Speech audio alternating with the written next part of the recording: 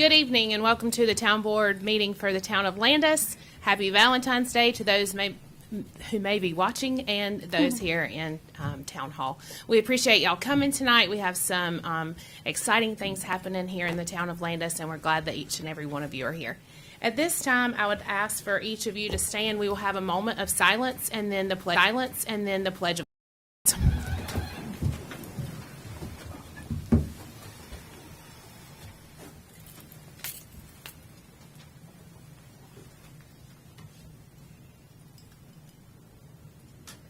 I pledge allegiance to the flag of the United States of America and to the republic for which it stands, one nation, under God, indivisible, with liberty and justice for all. At this time, we will move to adopt the agenda. We have two changes. We have item 16A. It will be open town hall at 5:45 to citizens during any meeting. Here in Town Hall. I have 16B, which is going to be removed from 15D, will become 16B. So moved, Mayor. Do I have a second? Second. Do I have any discussion? All in favor? Aye. At this time, we will move to citizen comments.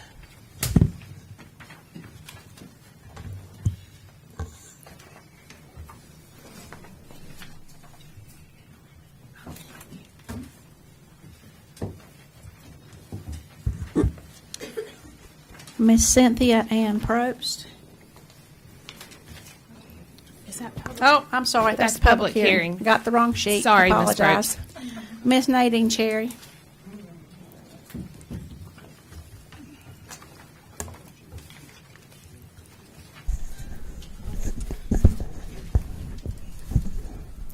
Nadine Cherry, 410 West Garden Street. I want to know, when I come to the podium to speak, the sound on YouTube of the meeting while I am speaking has glitches in it as to where what I am saying cannot be understood. I believe someone is messing with the sound system.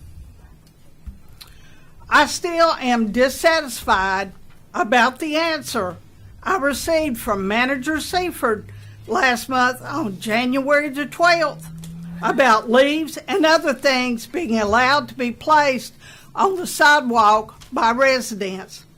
As far as the approval of the January minutes, which was just approved, I object to what is written about what was said that I said. I feel they are misleading. Right now, as I am writing my comments once again in the 500 block of East Ryder, there are numerous black plastic bags laying on the sidewalk. This board is letting town residents do what they want to do. And here is copies of what I am talking about, in which y'all have not seen them, but I showed them to Alderman Seaford. This is on East Ryder. Would that be Alderman Stewart? Yes.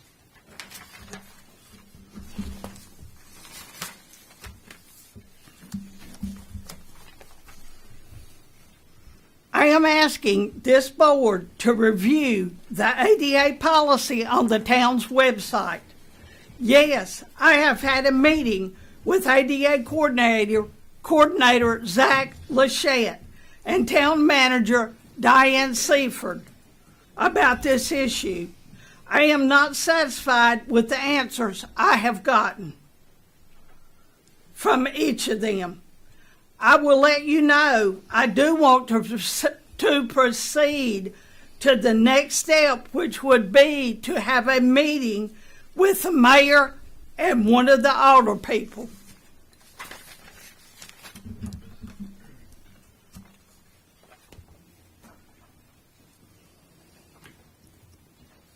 Gary Martin.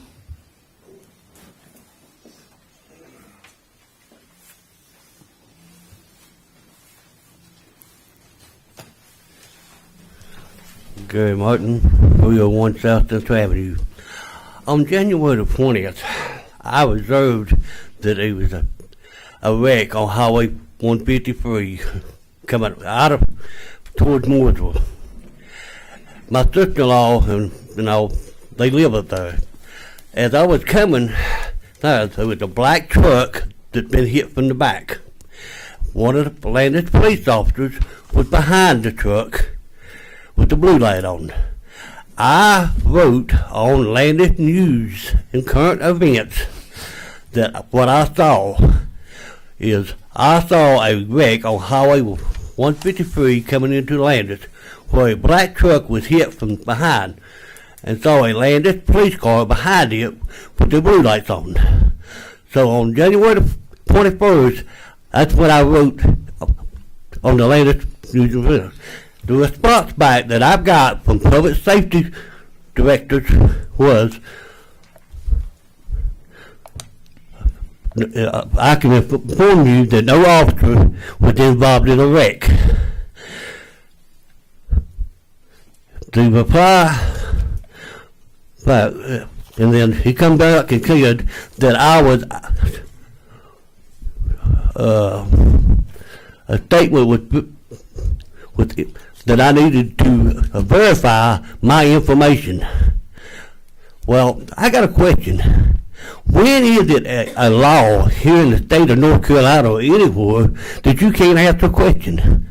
You're violating my constitutional rights by asking, not being able to answer a question. If that's the case, then Landis News and Current Event should be taken complete. Because I have been harassed to these statements. I can go back and show anybody Landis News and Current Event. Please pull it up. You'll see the threat that I have received. It's uncalled for. Very uncalled for. You know, you're supposed to be adults, not kids. This was kid stuff when I went to elementary school. Be adult. Step up to the plate and take responsibility. What did I say wrong? Because I was concerned about a police officer being in a wreck that I thought that was in a wreck. Seeing how he was doing. You know, that's uncalled for. It's very uncalled for. And I would love to have a reply. Whoever because that was uncalled. Your 3 minutes. I figured it.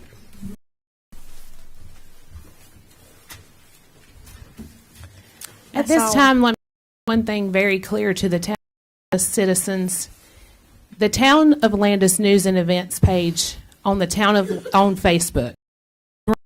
Citizens. It is not ran by the towns. Understand that is ran by citizens. If you want to talk to them about how you feel about it, you can reach out to the 3 or 4 administrators that may be on that page. It is not ran by the Town of Landis. We run the Town of Landis page only.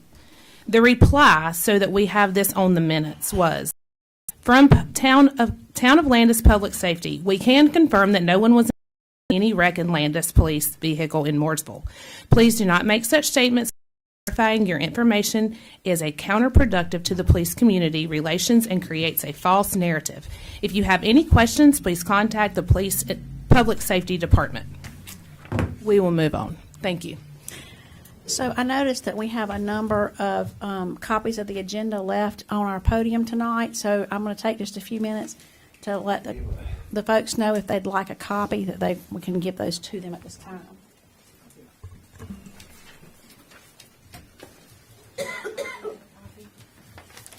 At this time, we will move to the minutes from the January 10th meeting of 2022. Do I have a motion?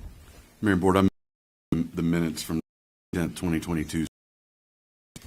Any questions? All in favor? Aye. Thank you. We will now move to 7, which will be a public hearing. Could ask Flo to the podium, please. Mayor and Board, is he Oh, we need need to open the meeting first, or are you going to give? gives Call a, first. okay. I'd like to make a motion to open a public legislative hearing regarding ordinance number ZMA-2022-02-14. Second. Any discussion? All in favor? Aye. Public hearing is now open. Thank you, Mayor, members of the board, members of the public, and staff. We have a zoning map amendment before you tonight, and I'm going to give you a general summary of that. There's a one-page ordinance text and a map exhibit that goes with it identifying a triangle property. That property is property identification number or tax parcel number 13302. The property is currently zoned our commercial 29 district, our commercial highway 29. That's a pretty heavy commercial area. The petition for the representatives for the property owners is asking for what is referred to commonly as a downzoning, which means to a type, and that zoning would be the mixed-use 2 district. Now, the big difference generally between the commercial 29 and the mixed-use 2 is commercial, not the big commercial stuff, not your big box store, car dealerships, things like that, but you could still do some smaller stuff, a restaurant or what have you. Now, what the MU2 adds in privileges is it would add residential, certain residential, okay? Single-family homes, duplexes, townhomes, apartments. So they would be sacrificing, giving up some commercial to pick up some residential. And so that's the extent of that rezoning. Now, the purpose for the MU2, as is stated by the applicant, is not any major commercial, but we didn't want to go so far back as to go to straight up residential surrounded by commercial. So this keeps privileges but gives up some commercial privileges.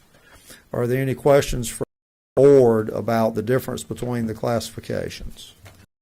Okay. All right. Thank you. All right. That's and we have with us tonight, we have our chairman of the planning board who will present the planning board's recommendation on this matter.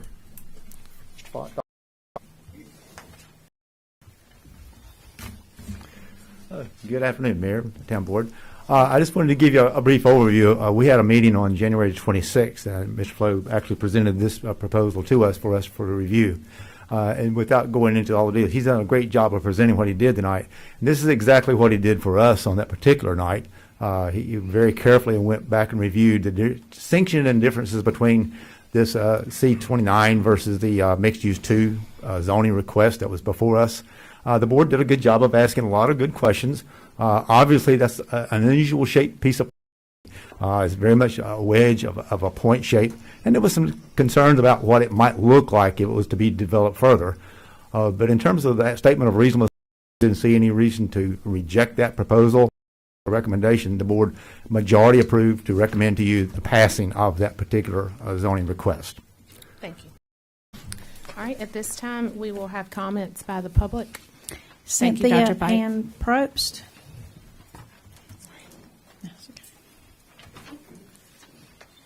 I'm Cynthia Ann Probst. I'm the daughter of Margaret Probst who owned the property. We're selling it, and we didn't want to put businesses in front of people's houses. I wanted to be considerate of people that lived on either side. So that's the reason we're asking for the rezoning. And I hope that the board will consider it and give us our rights so that we can go ahead and go through with it. We're looking at, 2 residential, maybe 1 or 2 residential homes to be property. Okay, right, thank you, ma'am. Nadine Cherry.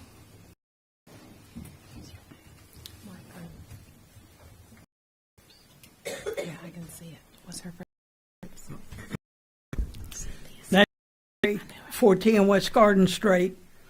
Is this whole triangle going to be built upon, or is it only the parcel that starts at the point?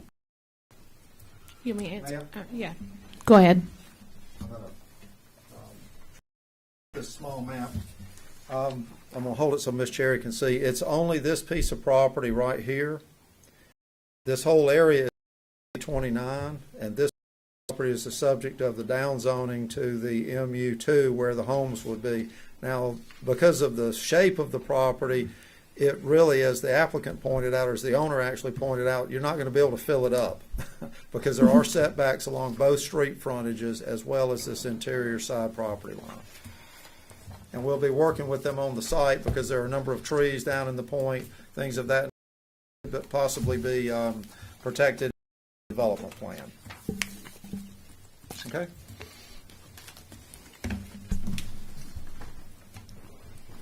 And I believe she just stated that there would only be like maybe 2 houses or homes there.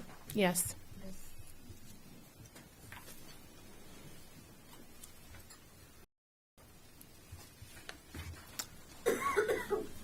Then I was going to say that there was going to be more than that. And I really didn't know until just now.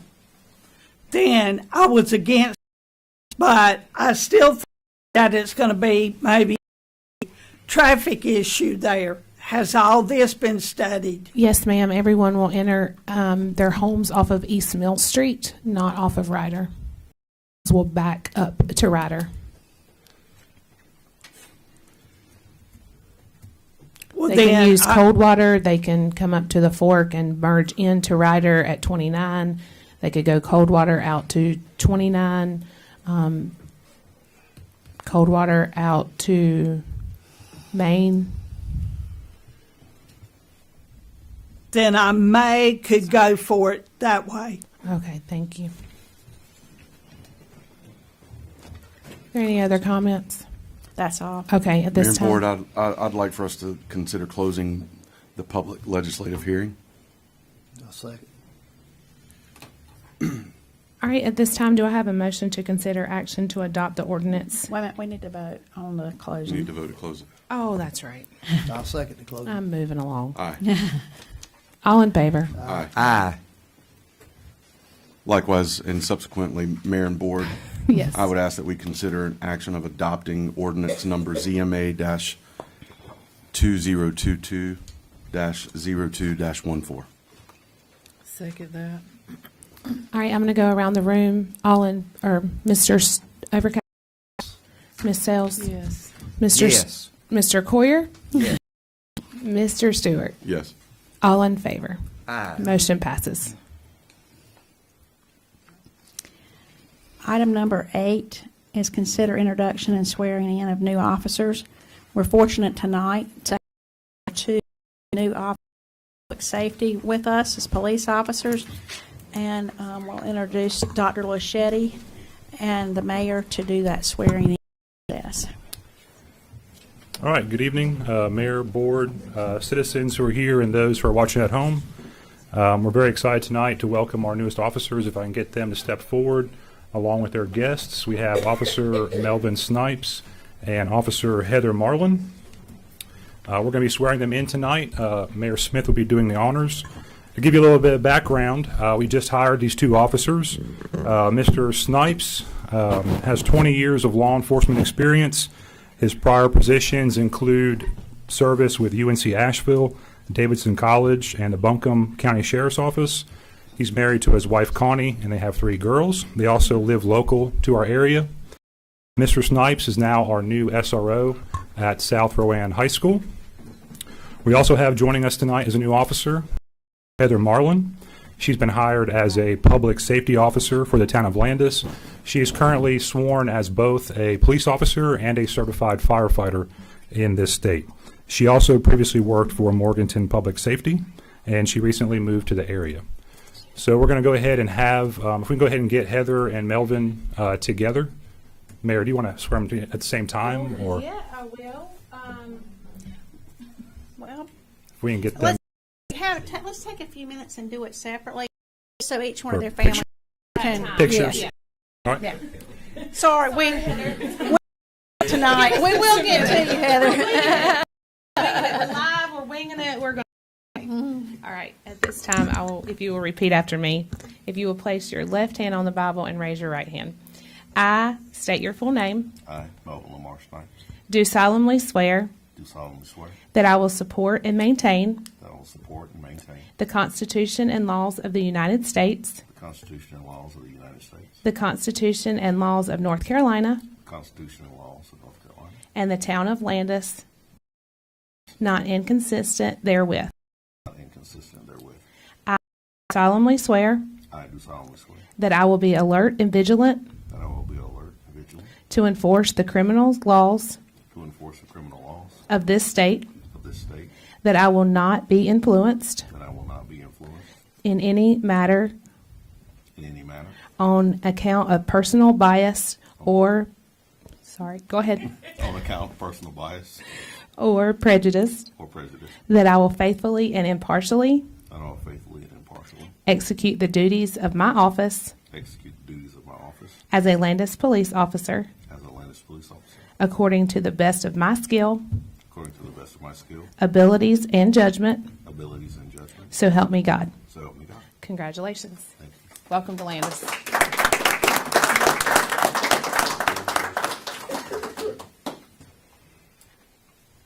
And now his wife is going to pin his badge.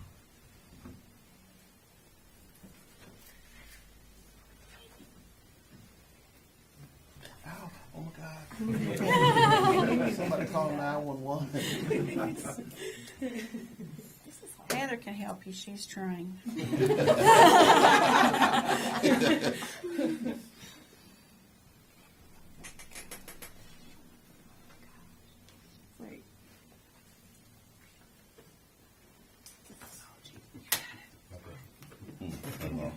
It's just live. It's okay. It's okay. Congratulations. Thank you so much.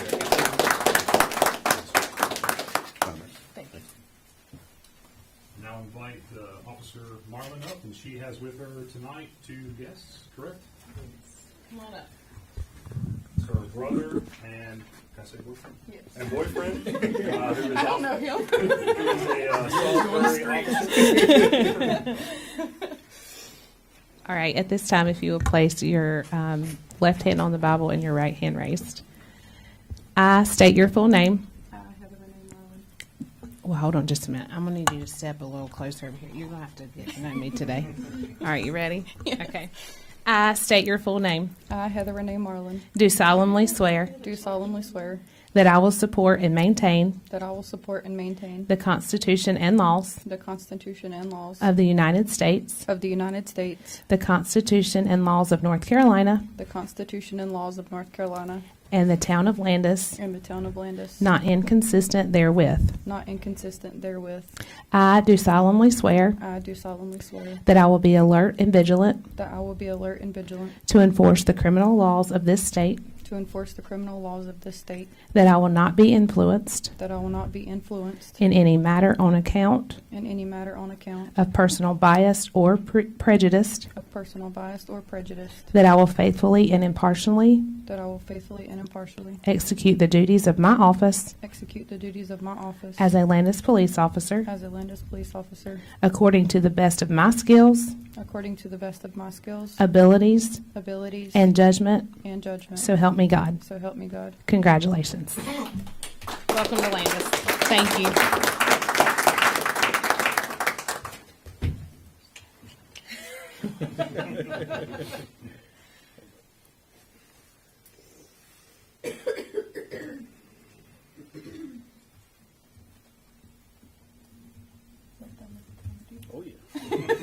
You want mine?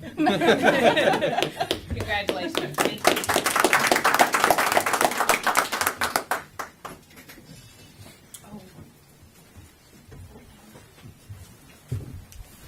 Yeah, right here.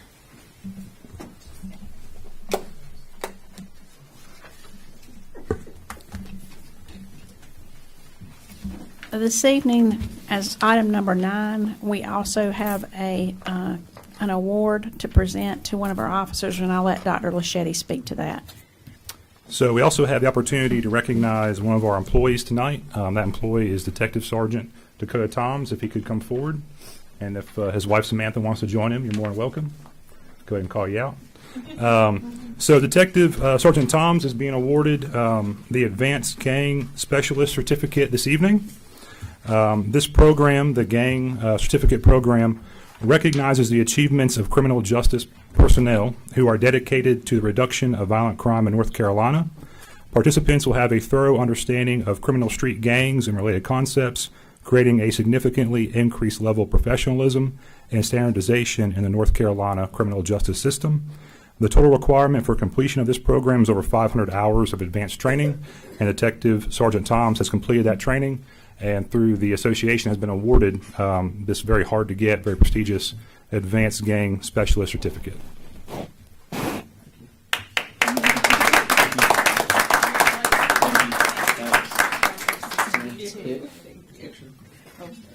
Is there a picture?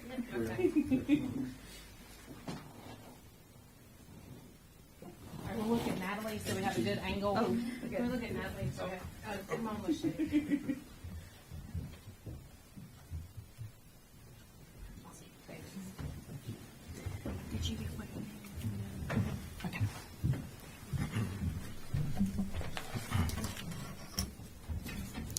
At this time, we will proceed with item number 10. Dr. Laschetti will give us a public safety update. I'm starting to feel like I'm hijacking your meeting, and I know you have a lot of stuff on the agenda, so I'm going to try to keep it pretty brief. If I can find my notes here. Just want to give the board a couple updates on some things that we're working on in public safety. Not to rehash everything in this letter. It's also available in the agenda packet, which of course you have in front of you. It's also available online. But just to round out some things from last month, we had a very busy month being January. So we started the year off strong in 2022 as far as calls for service are concerned. You'll see, if I can get to it, our fire department numbers are in there. Okay.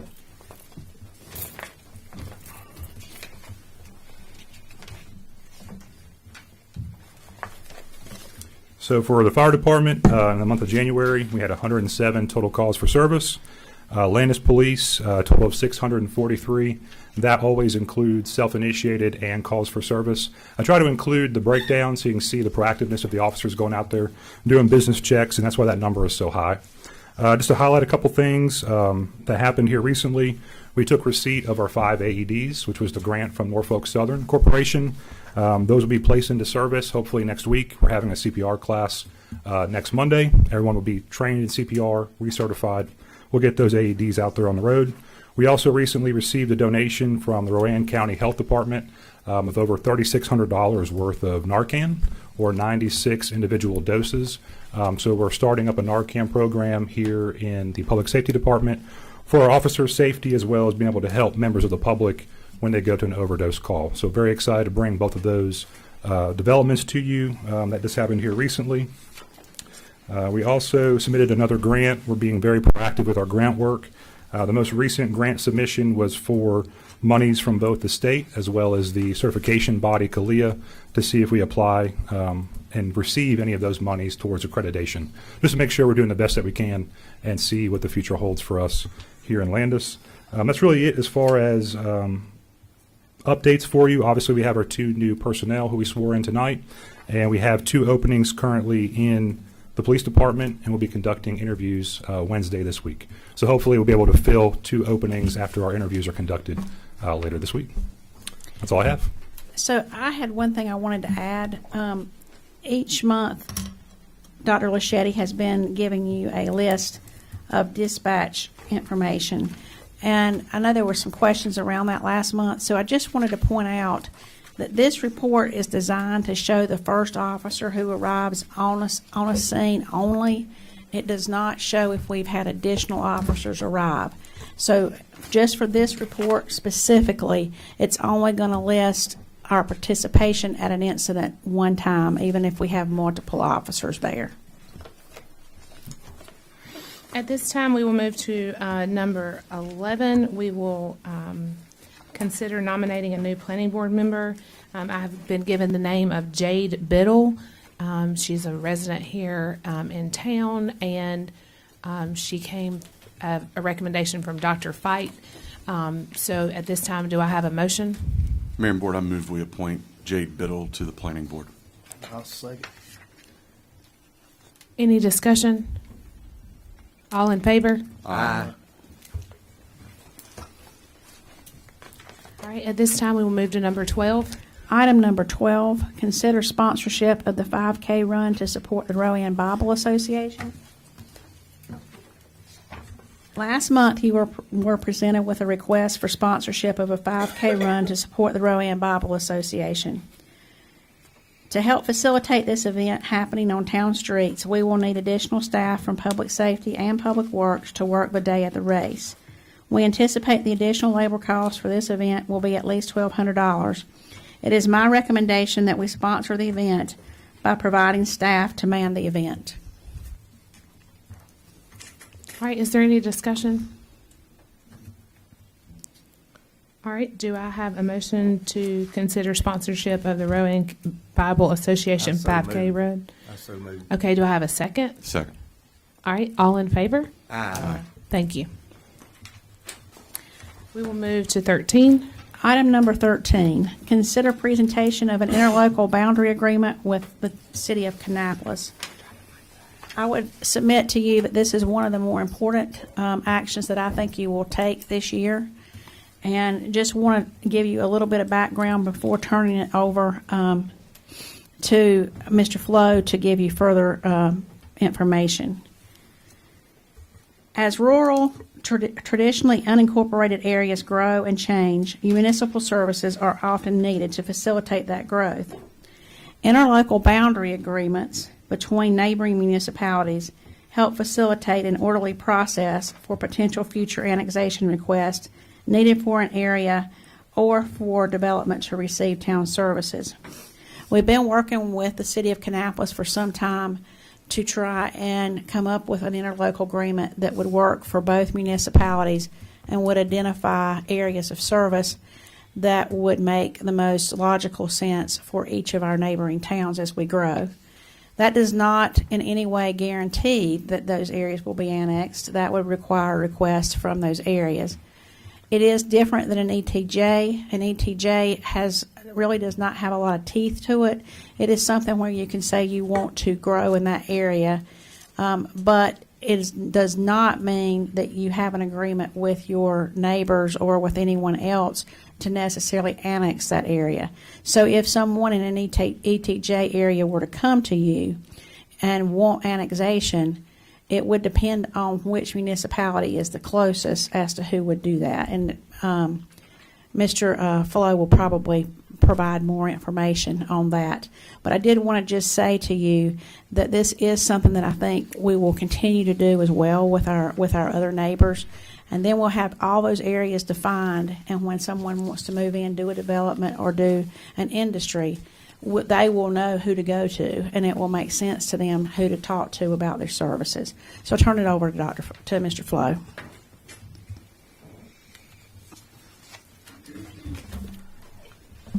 Thank you, Ms. Seaford.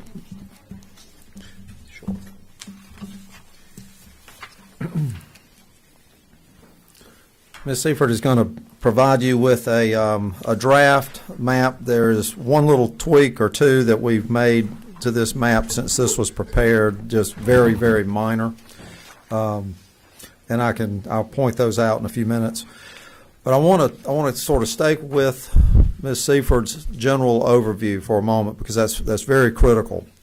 Now, to give you a little bit of an orientation to the map that you see here before you, the blue is the city of Kannapolis corporate limits. Has nothing to do with any extraterritorial jurisdiction or anything like that. It's strictly what is inside their city limits.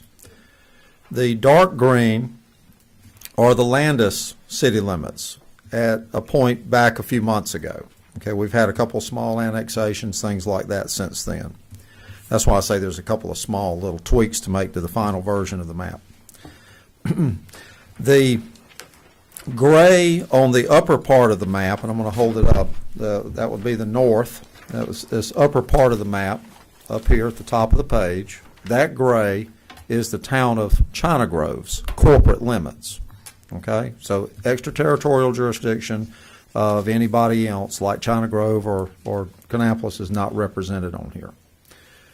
Extraterritorial jurisdiction actually has no bearing on future city limits. It does not establish what is referred to under the annexation proceedings as prior jurisdiction. Extraterritorial jurisdiction is strictly about land development jurisdiction, not corporate limits. And therein lies part of the problem. As Ms. Seifert pointed out, that we want to be able to deliver services in a logical fashion. Things like sewer, for example, while your sewer line in front of many of your houses may follow the street, they actually funnel like the limbs on a tree back to a larger trunk, or what we call an interceptor line that may follow a creek, down to a even larger trunk line that's sort of like looking at a tree from the leaf back to the root. And because of that, it sometimes, if we use the general state guidelines, we end up with illogical outcomes. Another example is roads and water. Water is actually quite easy. Water lines for distribution of drinking water, fire protection, water supply. But the roads that you typically wind through the country quite often will follow ridge lines. So you end up with certain pipes following creeks and draws, and certain roads and other water lines following ridge lines, or either logical points to cross creeks from ridge lines. Now that is kind of the backbone for establishing development patterns. That infrastructure establishes the fertilizer for your growth, so to speak. Now I want to speak for just a moment about, now that's the logical side. I want to speak for just a moment about the illogical side. In the absence of any type of an agreement, and the statutes call for the process that we're starting you towards after tonight's presentation, if you elect you want to go forward, we would be following that logical approach. I want to describe to you the illogical approach that happens in the absence of an agreement, if there is no agreement between these jurisdictions. It's called the crow-flying logic, or the proximity rule. The proximity rule is quite simple. And property located out in an unincorporated area can only annex to the closer municipality. And that is the primary corporate limits, not any satellites or little pieces that are out by themselves that have annexed in, but is measured to the closer point of the primary corporate limits. So I want to point something out to you. Notice where I talked about China Grove a moment ago at the top of the map. If you look at their uppermost piece of gray up here that's following along 152, where I'm holding my finger on the top of the map, you'll notice how that reaches around a lot of the green. So if I were a property owner out here in the middle of that area somewhere, I have to watch out for, am I closer to China Grove or Landis? And it wouldn't matter whether the sewer line or the water line was logical to extend, or the police car's logical to be deployed from, or the fire truck's logical. It would simply be a matter of how crows fly. That's why it's really important for us to define areas that we can serve and then enter into agreements with these adjacent jurisdictions, which was not an option until the early 1990s in North Carolina. So to sort of wrap this up, we've identified the light green are areas that Landis would have within its future expansion or growth areas that we could serve.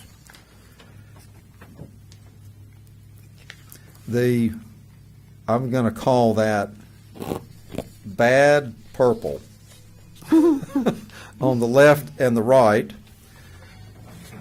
of the blue, predominantly in these areas, and you'll see a little bit between the blue and the dark green. Do I need to come around and assist anybody with any of these areas? Okay.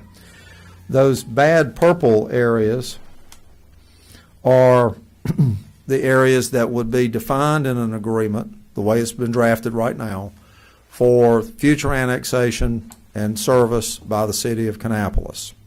So we look at this very logically. The first inclination is how much, how far can we reach, and how far can we go? So the lines that you see along the western edge of the light green, okay, that's actually the creek that runs right slap down the middle of Lake Kannapolis. And on the east side, where we follow a tributary down to Old Beatty's Ford Road, and then we zigzag up and around to use those logical creeks and edges rather than roads as much as possible. Roads are not a good dividing line unless they are also a kind of an edge road, and I'll call an edge road is something like I-85. You know, you don't live across the street from each other on I-85, right? But on any other more local street, you can live across the street from each other, so we don't want that street to be a border to where people on one side of the street are served, garbage collection, police protection, that sort of thing by one town, and on the opposite side of the street by another, except in an unavoidable situation. And that is one in that area just at the easternmost point of Old Beatty's Ford Road. And that's largely because of trying to keep us from going into a situation where we may have to build pump stations or something like that just to serve a very small area. Any questions so far? What are the two little purple, you called it bad purple, that's in between the green and the blue? That's proposed? Those are areas that are not in either city limits, just like the light green ones are that are circled. Those are areas that are not in either city limits, but that are more logically served by Kannapolis, the small bad purple. The small light green are areas that are more logically served by Landis, and we've looked at things like street access, frontage, utilities, things of that nature. Now, you mentioned that, Alderman Overcash, that is one of the areas down where we just recently annexed, if you recall, off of 31st Street. So we've had them tweak this map a little bit. It's not shown on this particular copy, but we've got that in the record to tweak that around 31st Street. So that gives you an example of how meandering some of these can be if we don't come up with a logical way to approach divvying up these areas that are going to require services over time, particularly if you see any redevelopment or new development occur within them. I'll point out one just off of Airport Road.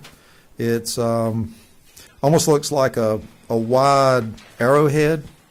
It's the light green one just off of Airport Road. Can I help anybody with that location? It's right down here. Right there? Yep. Yeah, I got you. Yeah. That one down at the very bottom. Clusters up against the blue, that's right. Oh, hold on just a second. I have no internet. Okay.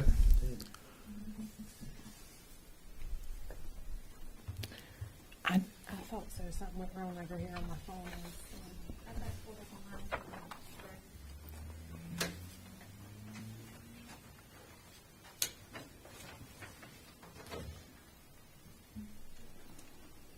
Is that a commercial break? Yes. Yes. Commercial break. Just picture the Clydesdales running through it. Yeah, can't wait.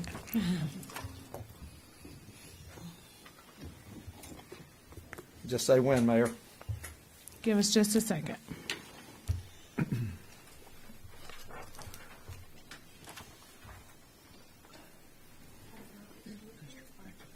Yes.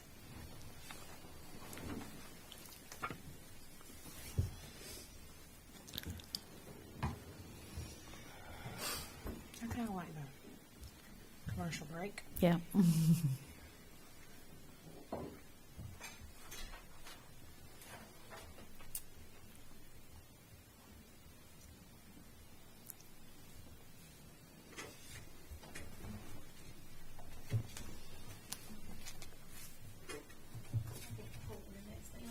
Yeah, I do too. Because it disconnected my phone.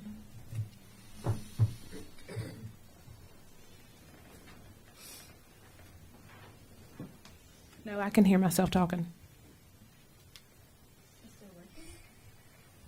Hello? No, I can hear myself talking. Hello? I don't know.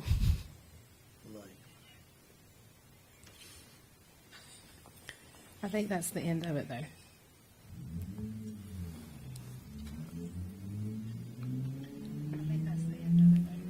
No, it's definitely live. Okay, what do we do?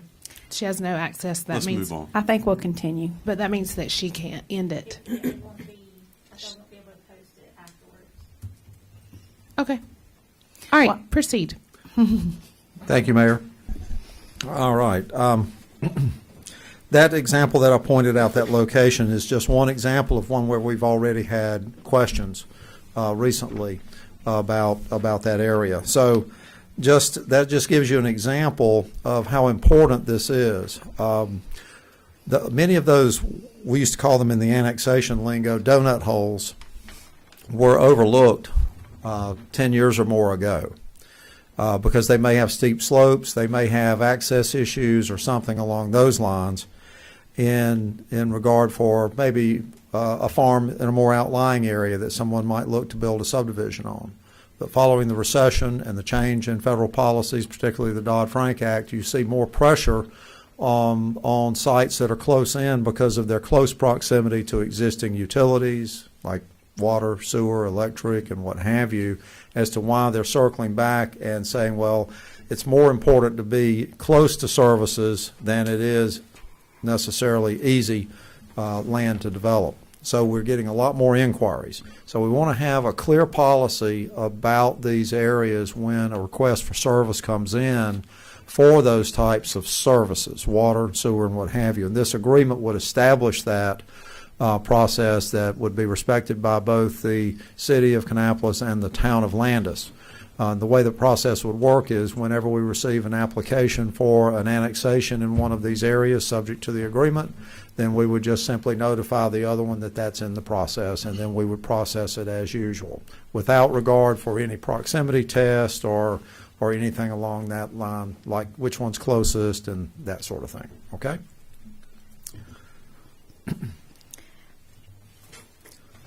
So are there any additional questions for Mr. Flo? So the next step in the process would be to hold a public hearing on the interlocal boundary agreement with Kannapolis. I do just want to So- clarify one thing. The open area that is white in the green, there's a couple little white areas. Those are all county, correct? Just want to clarify that for anybody that may have that. Yes. I mean, I know this one right here is county. Yeah. Okay. Thank you. Let me just expand on that just a little bit. All of the green is county jurisdiction. The light green is currently county jurisdiction. It would just be subject to first annexation Right. request. Okay, anything that's white right now is not part of this agreement with Kannapolis. Okay. So before we move to consider a public hearing on this, has this been approved by the Kannapolis City Council? Or has this just been administrative negotiations to get to this point? They are right where you are. Okay. They are, I believe, they are also meeting tonight. This is not on their agenda tonight. At their next meeting, they've not decided whether they're going to reschedule. They actually meet the same times you do. And when speaking with the city, they are going to cancel their March 14th meeting because of the League of Cities conference. And you, I believe, are now considering rescheduling your meeting as well. So they should be tracking along the same lines with us. I don't know if they're going to reschedule their March 14th meeting or do it at their second meeting in March, which is the fourth Monday. Okay. All right. Thank you. Any other questions?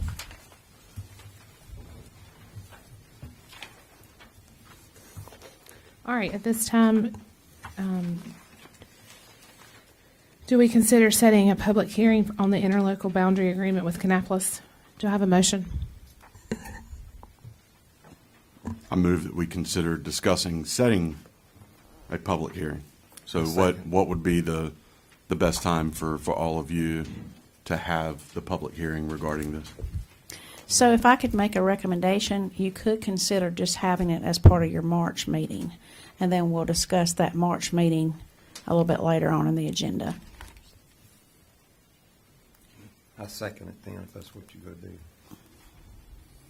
Okay. I officially move that we consider setting the public hearing on the interlocal boundary agreement with Kannapolis for our March meeting. Second.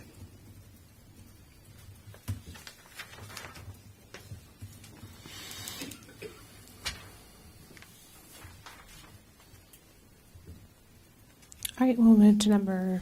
Oh, Sorry. Vote it. Yes. I have a motion. Do I have a second? You second. All in favor? Aye. Thank you. okay. Item number 15 is your consent agenda. I'm going to go through those very briefly. You have an option to consider approval of the 2022 audit contract and engagement letter. You will receive one of those each year. When we decided to go with the current firm last year, we agreed to do that with them for 3 years, but they will send one of these each year that needs to be signed. Approved by you and signed by the mayor. We have considered budget amendment number 8, which talks about the ARPA funding for the 2022 general fund expenditures. We discussed that in our meeting where we opened up the floor to talk about ARPA funding. This does exactly what we talked about during that meeting. Budget amendment number 9 is to appropriate or to appropriately account for funds received from EMS to cover utilities. Right now with EMS, we receive rent for them each month for their space over near the police station, and they also send us money for utilities. We are currently having that revenue come in and be offset the expense. It should be set up as a revenue line item and as an expense line item. This does that. We removed item number or letter D, and we'll be talking about that a little bit later. The remaining items here are primarily related to ARPA. We have a surplus and obsolete property policy that is not. That policy is similar. It contains all of the same things that we talked about last year when we established boundaries for how to handle surplus property, but it adds an obsolete property piece to that. So if we have items that really we aren't able to sell, we have a way to dispose of those. Item F, consider approval of the ARPA comprehensive policy and procedures. Item G, consider approval of a conflict of interest policy. And item H, consider approval of a whistleblower protection policy, are all related to receiving the ARPA money. Because that is federal money, we are required to have these particular policies in place. Obviously, we would want a policy on how ARPA is handled anyway, and the other policies are important as well, but have not been something that we've been required to have because this is the first time we've received federal money. So the conflict of interest and the whistleblower protection policy need to be approved for us to be able to use the ARPA funds. Item I is considering approval of change to the personnel policy for 401k and retirement program wait times. Currently, when we have new employees join the town, there is a 30-day wait period before they become part of the retirement system and before we contribute to their 401k. The state has made a change in the retirement portion of that and requires now that there be no wait time, but that employees are immediately signed up to be part of the retirement program. We would like to keep that consistent and do the 401k at the same time. This basically just adds that to your personnel policy to eliminate the need for a wait time for both 401k and retirement. That's all we have for your consent agenda this evening. All right, do I have a motion? Mayor and Board, I move we approve the consent agenda. Second. Any discussion? All in favor? Aye. Thank you. We'll move to number 16.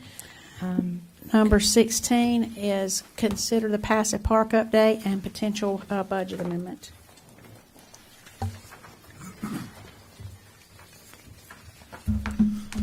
Did want to introduce to you tonight, before Ryan starts, Mr. Ryan Nelms is here tonight to provide that update. He is our current chairperson for the Blue Ribbon Committee, and we are thankful for his service and welcome his update tonight. Thank you, Diane. Mayor, Board, want to take a moment to give you a quick update on the future of Passive Park and kind of where we sit currently as a committee.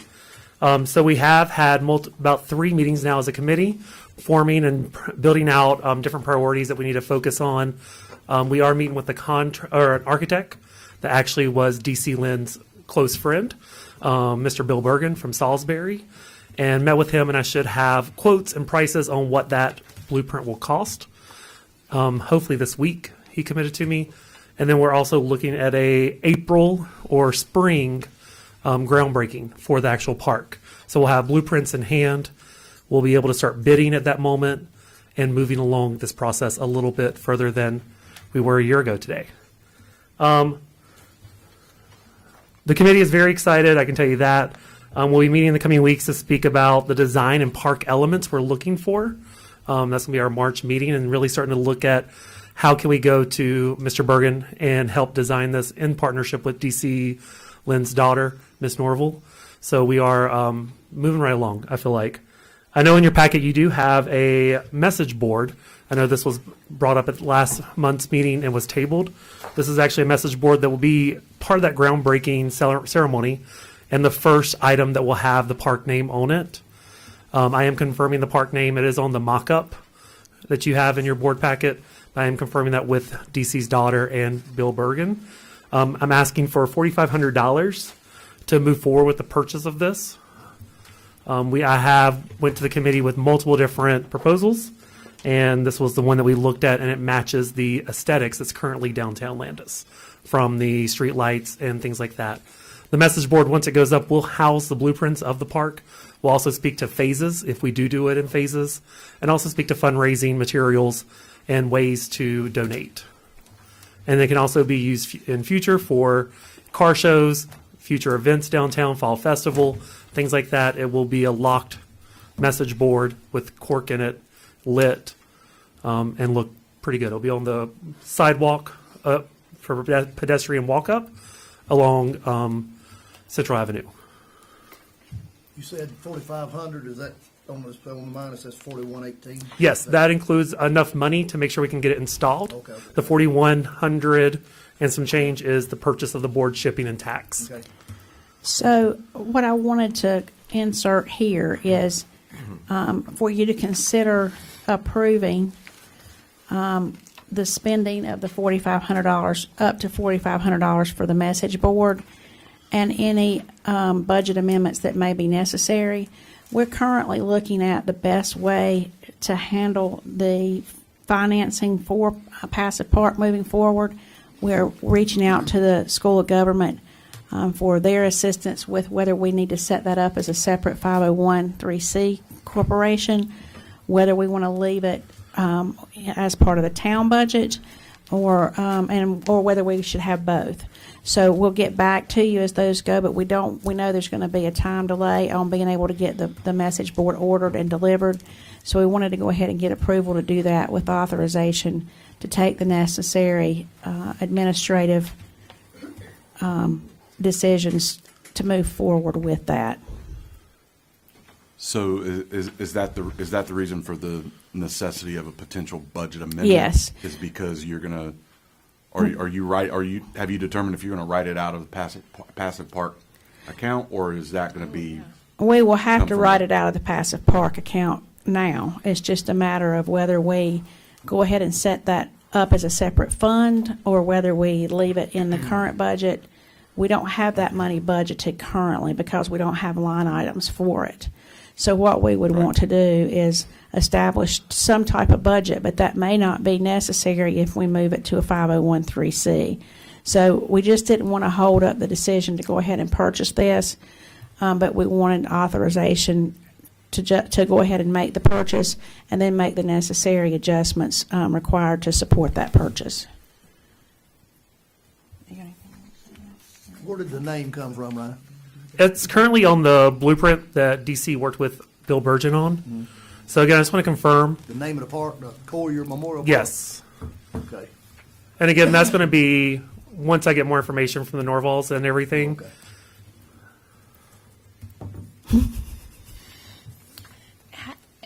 Do you have that paperwork with you? Paperwork. Do you remember what it said at the top? It had two names, but I think Washington and was Dr. Coyer's name and his wife. Calvin. Calvin.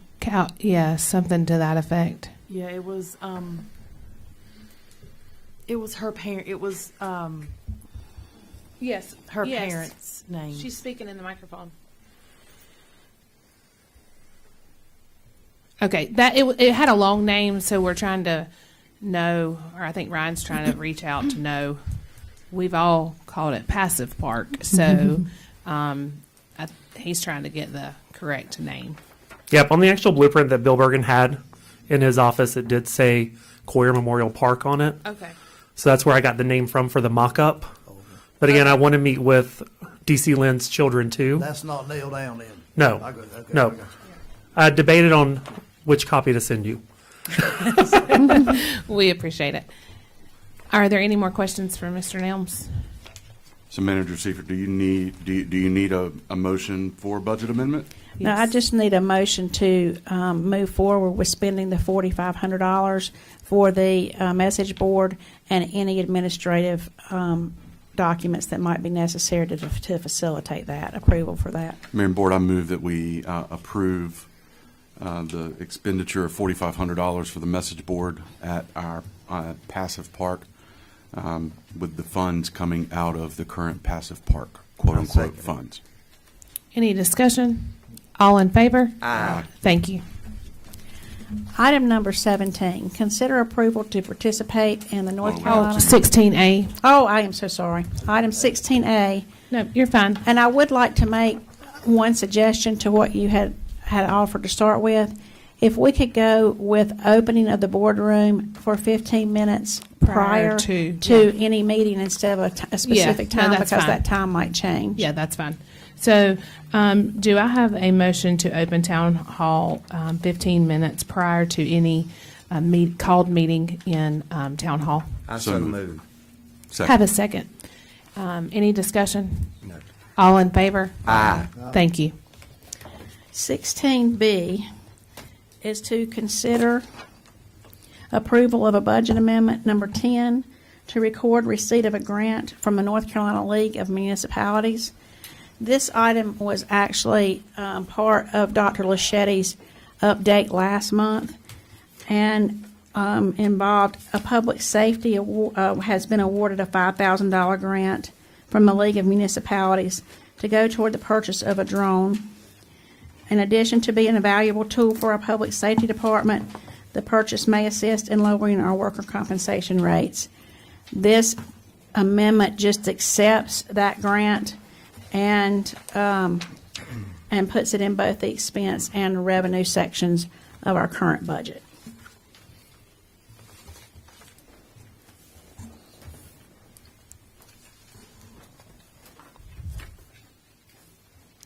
All right, do we have any discussion? I'd like to ask a couple questions. Okay. What would be the ongoing cost once it's purchased? What's the ongoing cost year after year after year? To my knowledge, the only ongoing cost would be any additional liability insurance that we wanted to cover with that. I think Dr. Lichetti is still here and may be able to better answer that, but that is my understanding. Is that correct?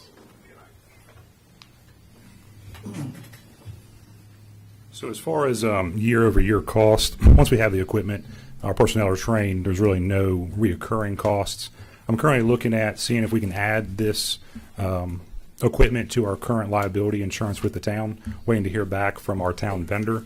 If that's not the case, I've reached out to some other private corporations in other cities who have the same equipment, and they've referred me to some other private insurers, and I've looked at various ranges of liability coverage, ranging from $700 a year to like $900 a year for several $1 million of coverage. But want to see first if we can get it on our current liability insurance plan, but I don't expect it to be a large reoccurring cost, if any. Okay. Is this 5,000, is that all that money could be used for? Yeah, so the grant is from the League of Municipalities. It's actually a very unique grant. It's specifically for workers' comp claims. So we had to write the grant for something that has the likelihood to reduce worker comp claims for the town. I reached out to the League of Municipalities, TJ DeLuca, he is their risk manager for the fire department, and asked him and said, hey, what have other municipalities used this grant for? And one of the things he spoke to was a thermal imaging drone. I've looked at various departments around us who currently utilize that technology and think that it's a benefit to us. And the way the grant was written is the drone allows the fire department to get an overlay of a fire scene. With the thermal imaging aspect of it, you can look for hot spots, you can look at building construction, potential hazards, without sending somebody into the structure, and that is how the grant was written. So it's approved as a workers' comp grant to potentially save workers' comp claims by sending in a tool, a piece of equipment, rather than a human being. So when you have a IDLH environment, inherently dangerous to life and health, whether it be a hazardous environment with chemical spills or a hazardous dilapidated structure or a full-blown fire scene, you can now utilize that to get your real-time information that you would need for commanders to make decision without sending somebody in there. So that grant was written specifically for that purpose. It is $5,000 that we were fully approved for. No match required for that $5,000. We've quoted out the equipment to a vendor. The total cost is roughly $11,600.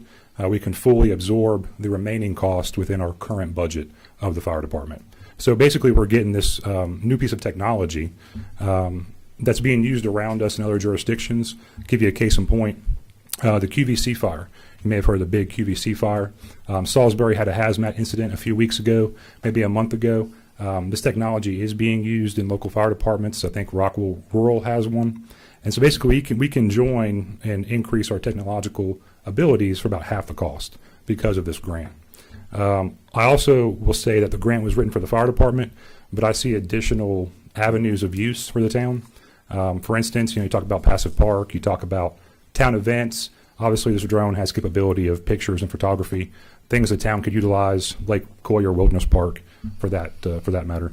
Also, when it comes from a public safety perspective, while the grant was for the fire department, I do see public safety implications when you have lost or missing children, especially at night in cold environments. Throw the drone up, looks for heat signatures in the woods. Whether we have God forbid, a critical incident here in town, we can get real-time information, traffic flows, things of that nature. And so we are looking at it from a multi-approach as far as things that we could use it for. And again, the grant would allow us to get it for about half the cost. I do think that the reoccurring costs would be low, if any, just dependent on whether or not they'll take it as far as our liability coverage, or if we had to encumber, $700 to $1,000 max for our liability insurance. We have a draft policy in place. We do know that there would be requirements for training our staff. They've got to be certified FAA Part 107 operators. So we've already done the research on that, reached out to other jurisdictions who currently use this, and it would not be lift off the ground until we currently have all of our ducks in a row, I's dotted, T's crossed, that kind of thing. I've heard a lot of good about them, and I've heard a lot of bad about them, and I wish that money could be used for something else. Well, in this particular grant, it's specifically for this purpose. Right, that's why I asked you. But I will say this grant is available to the town year over year. So next year, the town is currently, based on our premiums, allowed for $5,000 per year. So next year, we can apply for something different. It can be used for public works. It can be used for sewer cameras. It can be used for anything that the town has that has the potential to lower workers' comp claims. So next fiscal year, it could be a different department that tries to utilize that money. How much percentage would it lower the workers' comp rate? 1%, 2%? See, I don't know what the actual savings would be, if any. I think the potential savings exists if we were to maybe insure with the league in the future. Right now, I do think the savings could be, from a theoretical perspective, by not sending someone in, just utilizing that common sense approach. If we lose a piece of equipment, it's a lot easier to replace that than it is a person. See, one thing bothers me, as big as the city of Kannapolis is, they don't have one. And I'll not name people that told me this, but they said it's too much maintenance with it, and they don't always necessarily have the person that's trained on duty to use it, and they were not going to train the whole fire department. Yeah, so my intention right now, without getting into like the specifics, would be to train just the fire department, because someone's here always 24/7. It's their grant, it's their equipment. So we'd have people trained throughout all shifts. So when somebody's working, they'd be the ones to use it. They'd be responsible for it. They'd house it here. We could also get put on a run card with the fire department. We hear drones at other fire departments get dispatched for missing persons and things like that. So now Landis could potentially be dispatched to those types of incidences to assist our partners in the community. I will say that is a new technology that a lot of agencies are adopting it. Salisbury has one. I'm not sure about Kannapolis. Kannapolis Police has one, but they crashed it. Right. And it's too expensive to repair. Well, this one I will say, as part of our package we've quoted, does include some replacement costs. So the first time, God forbid, it gets crashed, we pay $50, they replace it. The second time, if it were to happen a second time, I hope not, well, it's $500 and they replace it. But I will say the technology is so good that you really have to almost want it to crash it. They got GPS-enabled technology. They're very well aware. This one's pretty much the newest and greatest out there. Any other questions I can answer for anybody? Wouldn't Salisbury bring us theirs if we absolutely had to have it? I'm sure if we reached out to them, Agreement. I'm sure they could. Again, you're talking about potential time delay, and I don't know what their response would be if we request it for maybe town events or police incidences outside of the fire service. So I think that there is, reason and justification for having our own. But just like mutual aid that we use all the time, I'm sure if we reached out to somebody, they would. Well, they don't mind running our fire trucks all the way up on Airport Road, which I'm strongly against that. That's too far for us to run our fire trucks. And let me say this for everybody. When you apply for a grant and you are selected, sometimes we need to take those. I mean, we've come a long ways to be able to get those. So at this time, if there's any more discussion. Anything, Mr. Stewart? Mayor and Board, I move that we officially consider approving budget amendment number 10 as described by Dr. Lachetti. I second that. Any more discussion? All in favor? Aye. All against? Aye. It is resolved in a tie. I will be the tiebreaker, and I am for. Motion passes. Okay, I think that brings us to item 17. Consider approval to participate in the North Carolina Transportation Notification System Pilot Program. So I'll give you a brief overview of this. This is Amber's program. She can answer any questions that you might have, but just we currently have a number of employees that drive town vehicles, have their CDLs, all of our public safety folks, that type thing. But we don't have a way, once they are hired with us, to know if they had some kind of infraction. Let's say, for example, they didn't go renew their license, or they didn't complete their CDL process. We don't have a way now to be notified of that, and we would certainly want to have that notification. This is a pilot program with the North Carolina Transportation Group that would allow us to be part of their pilot and receive notification if any of our employees had a change in their North Carolina driver's status. We just want permission to be able to participate in that program. There is no cost at this time to it. All right, do we have any questions or discussion at this time? Mayor and Board, I move that we consider approving participation with the North Carolina Transportation notification system pilot program. Second. All in favor?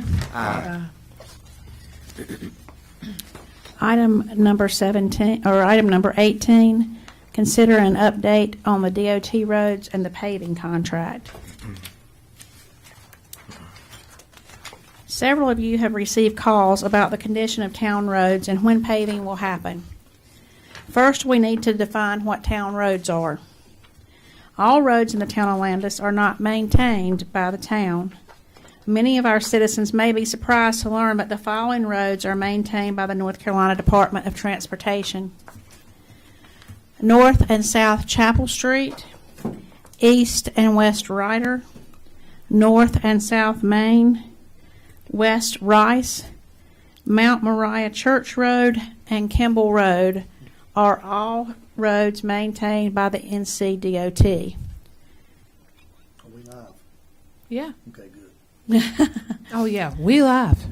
Right here, I'm watching it. So I know that you all get a lot of calls about the conditions of our roads. And a lot of those roads are in our town, but we don't control the condition of them or when they're paved or how they're repaired. Again, for your information, the following roads are not maintained by the town of Landis. They are North Carolina Department of Transportation roads: North and South Chapel, East and West Ryder, North and South Main, West Rice, Mount Moriah Church Road, and Kimball Road. In the packet you have tonight is a map with those streets highlighted in orange. That map is available on our website for anyone who would like to view it. If a citizen has a concern about the condition of one or more of the roads maintained by NCDOT, he or she should contact the North Carolina Department of Transportation at 1-877-368-4968 or visit their website and complete a form online to file your complaint. I've also included in your package and the package online a Pow-Bill streets listing. We receive money from the state each year based on the mileage shown on our Pow-Bill map. This map and listing show all the streets in town that we maintain. You can also see these roads on the NCDOT map. Non-highlighted roads are town maintained. This year we received $117,146.47 in Pow-Bill funds. That is up from $90,116 last year. So we are thankful that we received those funds, but those funds will not go very far in paving roads. For example, sometimes I know you have all seen on Ryder we've had a couple of water main breaks. Those water main breaks are on an NCDOT road, which requires certain specific repairs be done to it. But when we repair those, they're going to be a small square that just takes up the amount of that repair space. And typically that will cost us around $15,000 for a small square just to do that little piece. So if we were to go out on our own to actually either resurface or completely, they call it milling, where we actually dig up the surface and then come back and start basically over and put in a new surface. To do that is very, very, very expensive and quite honestly just cost prohibitive to do on our own. So last year you decided to partner with the NCDOT on a paving contract for some of our town maintained roads. That has enabled us to get a much better price per square foot of pavement. This year we budgeted $450,000 for paving roads shown on the attached map. So the roads that we will be doing as part of this $450,000 are South Beaver, South Highland Street, South Zion Street, East Mill Street, East Garden Street, East Rice, and South Corral. Now, the downside to partnering with NCDOT is that we are at their mercy on timing.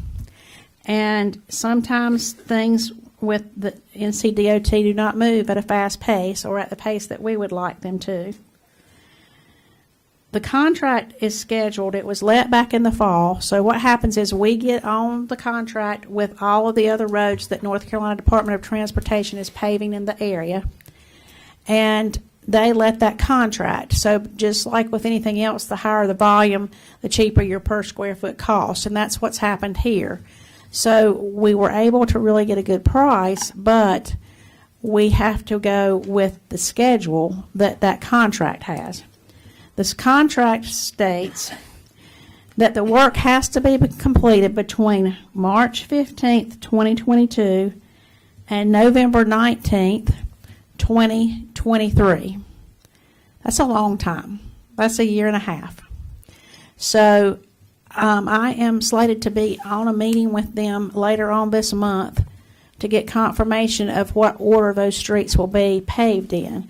And at that point next month, I hope to be able to tell you where we'll be, if not next month, the following, where we are on the schedule and when our citizens can expect to see the paving on the roads that I mentioned happen.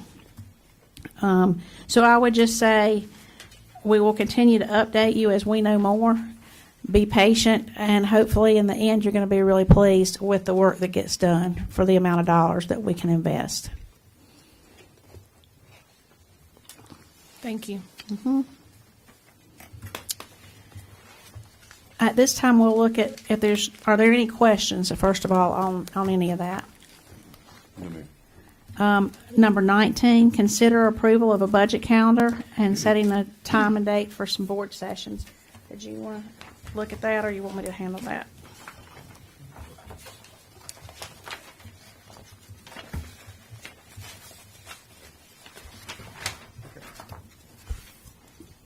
So we, as you can see, we put together a fiscal 23 budget calendar for your review.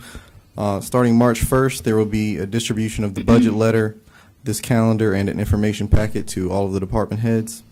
On March 29th, there will be departmental budget requests will be due, and on 30th and March 30th through April 1st will be the budget reviews with the between the department heads, the finance officer, and the town manager. By April 11th, the budget will be prepared and proposed to the proposed budget will be given to town council. April 25th through the 26th will be the time frame where we'll hold board workshops with the town departments to discuss the line items proposed in the budget. May 9th will be the initial budget hearing. The citizen comments will be heard and final direction from the board. May 10th through June 1st is the time period where town staff will make the final revisions as given by the board. The final board budget will be finalized and delivered, and on June 13th will be the date for final approval by town council. So we certainly want to open that up to you for feedback, see if those dates around the last week of April are convenient for you, and maybe look at setting a time for those meetings. I can't remember how we did that last year. I know we came in and we were here. I think we started at 3. I think that's right. You guys are given 2 days. Last year we just did it in 1. We don't need both of those necessarily. We just wanted to throw out that week in general as an option so that we'll have enough time to take into consideration any changes you might want before we bring it to the May 9th meeting. April 25th and 26th is a Monday and Tuesday. I have no problems with doing it during non-traditional hours of where we normally meet. However, do any of you have any preferred times? I will be respectful and know that some people may have to have PTO. Okay. And if we can, if I think we plan for 2. If we can get everything done in 1, then Okay.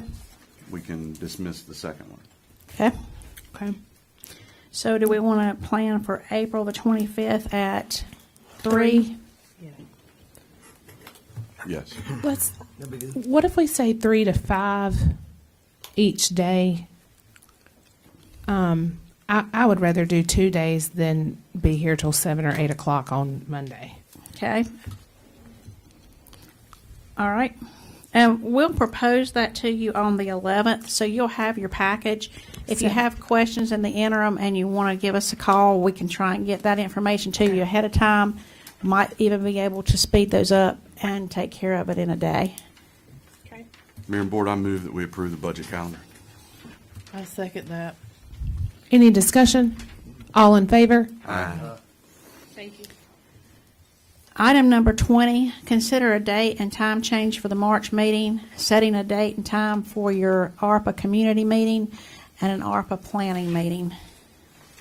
So I think we had some conflicts, potentially by a couple of our board members for the March meeting. That is during what is spring break for Rowan County Schools.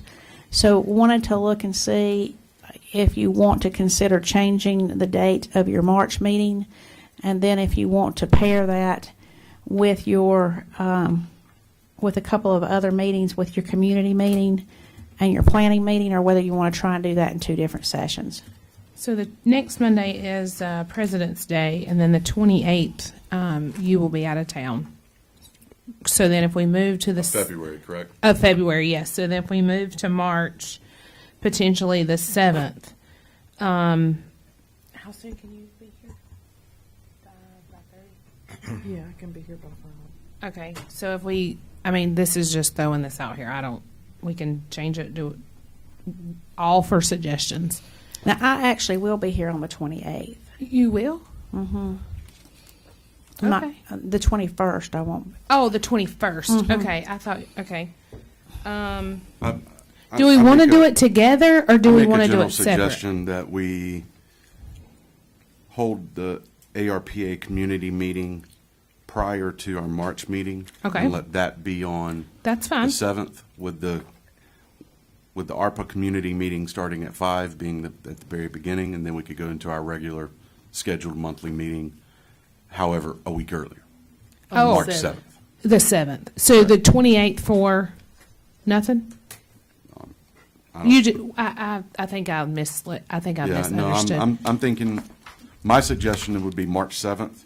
Okay. To be at 5 p.m., begin with the ARPA community meeting, All right. 6 o'clock, or thereafter, run into our normal monthly meeting. Okay. So And then, do you want to do a planning meeting at a different time? So let me hear this. Talking it out. 5 to 5:30 community. That gives 30 minutes for comments. If it runs over, that's okay.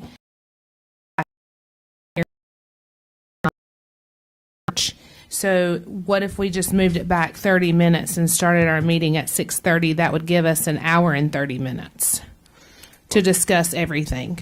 If we finished early, we can take a break and move into our regular scheduled meeting at 6:30. No objections from me. Does that sound okay to everyone? All right, so state that again, from 5 to 5:30. Is the To community community. meeting. If it runs over, we've got a little leeway. And then from 5:30 to 6:30 would be our ARPA planning meeting. And then starting at 6:30 would be our regular scheduled meeting.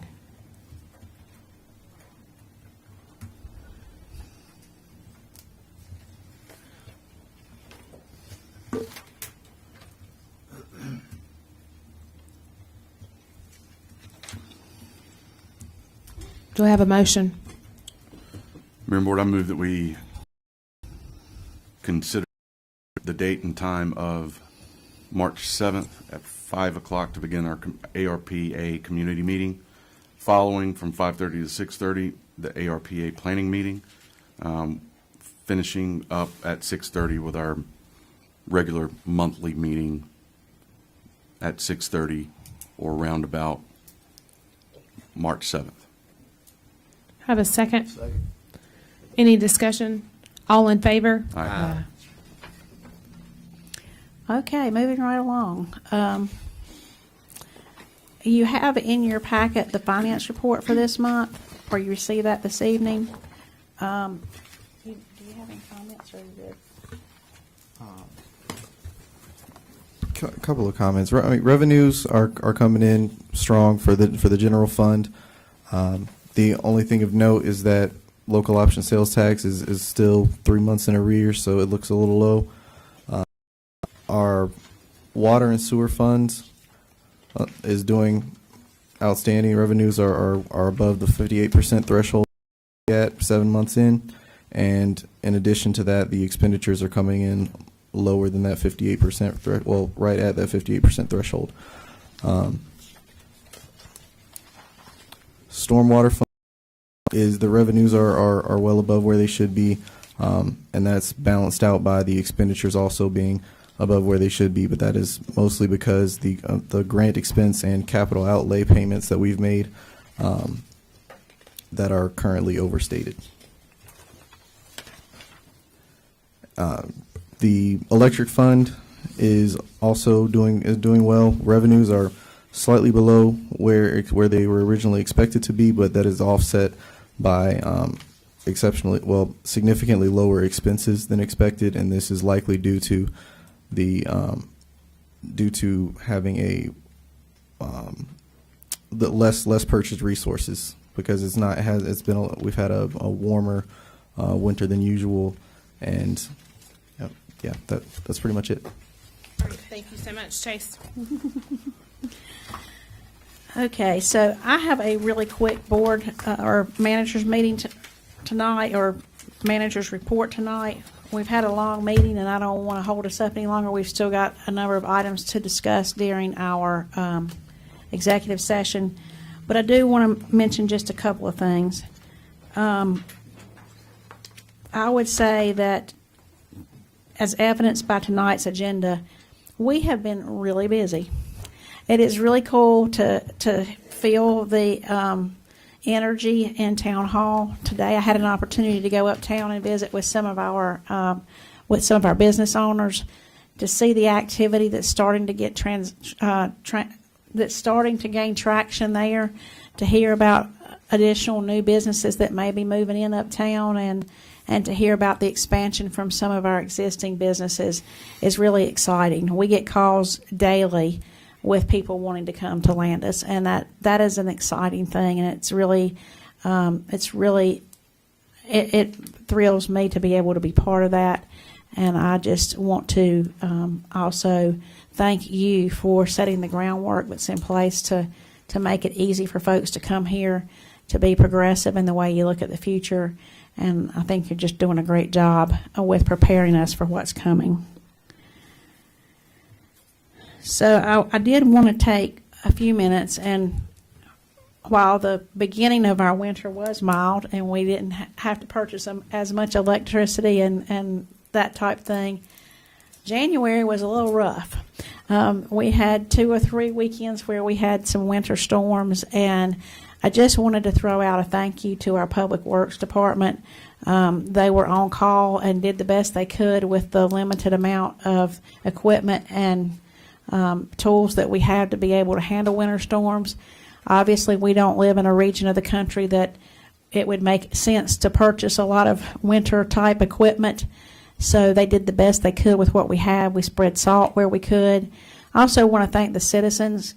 I was really concerned that folks were going to be upset, and we really did not get very many calls at all. In fact, I don't know if any of you guys may have, but the citizens were very patient and understood that it was just a good reason to stay home for the weekend, and we really did not have any complaints about our roads not being scraped or cleaned or that type thing. And I just want to thank the citizens for their patience. I think together, hopefully we're through the worst of winter. If we get more winter storms, we'll go through it together just like we did these last ones, as efficiently and effectively as we can.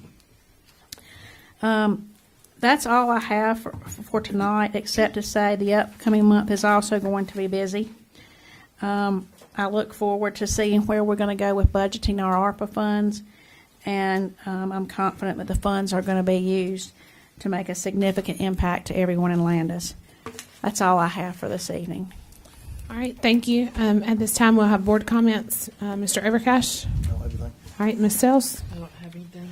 Mr. Coyer? No. Mr. Stewart? The only thing I'd like to say is welcome aboard to the new public safety officers, police officers. Help my memory, Officer Marlin, Officer Snipes, welcome aboard. and glad to see engagement and actual positions filled. All right. At this time, it's left to me. I want to thank everyone for viewing. If you're here with us, we appreciate you coming, and want to, thank all of our staff, whether you are in the office, Public Works, Public Safety. We appreciate each and every one of you and your services to the town. At this time, I will ask to have a motion to go into executive session. Mayor and Board, I move we go into executive session under State Statute 143-318.11, subsections 3, 4, 5, and 6. I second it. All in favor? Aye.